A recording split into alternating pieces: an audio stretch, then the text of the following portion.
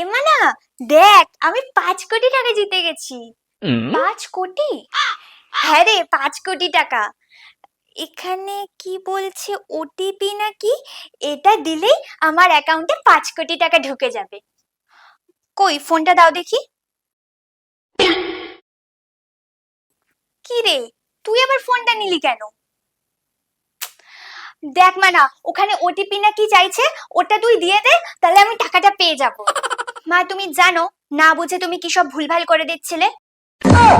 5 কোটি কেন, 50 টাকাও তুমি পাবে না। উল্টে না বুঝে তুমি কি সব করেছো জানো?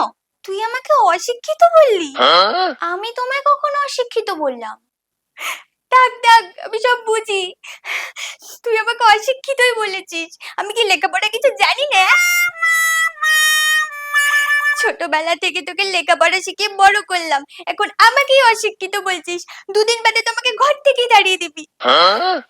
আমি কোথায় বললাম ঘর থেকে তাড়িয়ে দেবো? থাক থাক, চুপ কর তুই। শোনো, তোমার মেয়ে আমাকে কি সব বলছে। মাকে বোঝানো যা, না বোঝানোটা উল্টে বেশি বুঝেছে।